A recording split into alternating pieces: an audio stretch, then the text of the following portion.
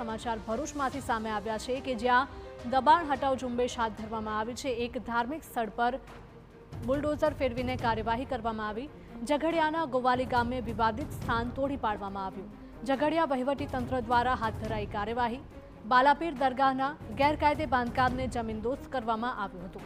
તો આ દ્રશ્યો સામે આવ્યા છે ભરૂચમાંથી કે જ્યાં ધાર્મિક દબાણ પર બુલડોઝર ફરી વળ્યું છે। ઝઘડિયાના ગોવાલી ગામે વિવાદિત સ્થાન તોડી પાડવામાં આવ્યું। ઝઘડિયા વહીવટીતંત્ર દ્વારા તપાસ હાથ ધરવામાં આવી હતી અને માલુમ પડ્યું હતું કે આ બાંધકામ ગેરકાયદે છે અને સરકારી જમીન પર દબાણ કરીને કરવામાં આવ્યું હતું। બાલાપીર દરગાહના ગેરકાયદે બાંધકામને જમીનદોસ્ત કરવામાં આવ્યું।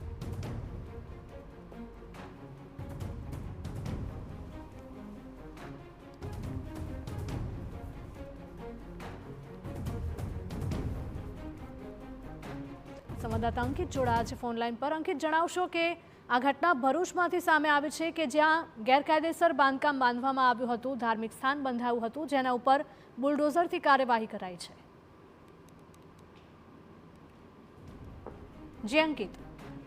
હજી ઝઘડિયાના ગોવાલી ગામમાં ધાર્મિક સ્થાનના દબાણને લઈ ઘણા સમયથી વિવાદ ચાલી રહ્યો હતો।